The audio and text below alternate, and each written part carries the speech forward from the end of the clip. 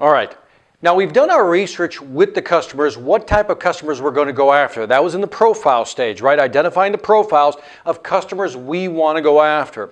Now let's go forward and say that you finally got a meeting with this prospect, and this is it. This is the first meeting you have. Here, let's get some basic rules out of the way, because here's what I want you to do when you walk in. Now, rule number one is you got to learn the difference between open-ended questions and closed-ended questions. Again, most of you know this already.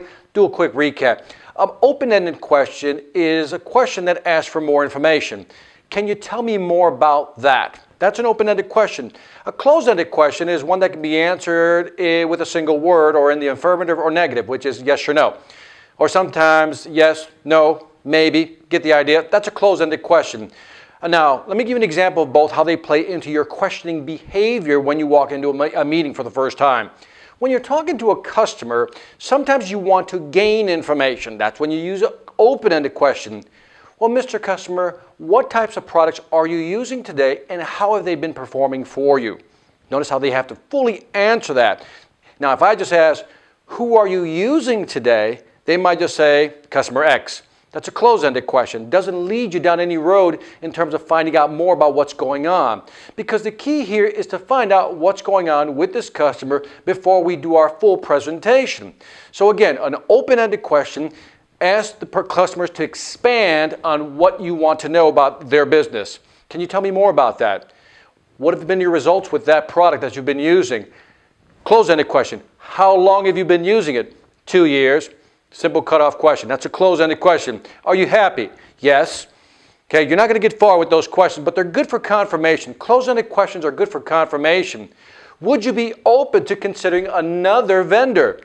Yes.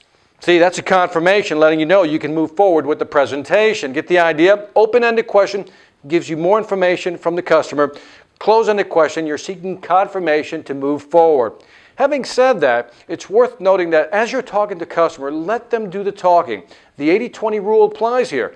80% of the talking should be on their side. They should be doing it. You should be there just to ask questions. Now, this comes with a small warning. It doesn't mean that it's an interrogation. By that I mean, it doesn't mean that you're going to constantly barrage them with questions and never really answer anything.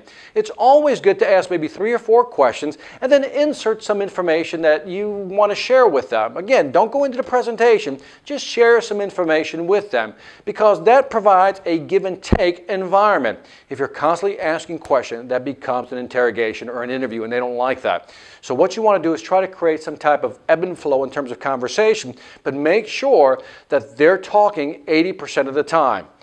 Many years ago, my instructor gave me the best visual example I can remember. And I think I still use it today when I'm talking to a customer. It reminds me to remember to let them do the talking. He said, Victor, he says, when you're talking to a customer, I want you to imagine that you're sitting there at the desk or a table face to face. He says, now I want you to imagine there's a spotlight above both of you. He says 80% of the time that light should be on your customer because that's where the spotlight should be. And I've always loved that visual and I just wanted to share that with you. So keep that in mind. Let them do the majority of the talking. Also, as we're asking questions, we're trying to find out what the situation is. Who are they currently using? What are they currently doing? Get the idea. And what we're listening for are problems. Moments or points where they're unhappy with the product they're using or the service that they're using. Because once we start noting these down, so to speak, the problems that they're having, when we move it to the next step, step 3, which is the presentation, we'll be able to answer some of those problems or issues they may be currently having with their current vendor. So again, listen the majority of the time.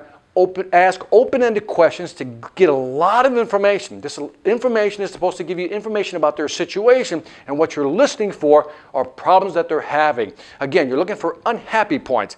Points where there are situations where they're unhappy with the product. Maybe certain things aren't working the way they expected them to. Maybe the product has run its course and they're looking for a new product or a new vendor. Again, we're listening for problems because we're going to take those problems and when we move into the next step, which is the presentation phase, we're going to start incorporating some of these into that presentation to make it more impactful on the client. So what I want you to do right now is to begin thinking about what type of questions would you ask your customer. List out some open-ended questions that you would ask your customer to pull information from them to get an idea of what the situation is. And again, when we're asking these questions, we're listening for our problems they may be having with their current customer. So go ahead, list out situational questions, typically open-ended questions that you're going to ask the customer about what's going on with their business. Go ahead and do that right now.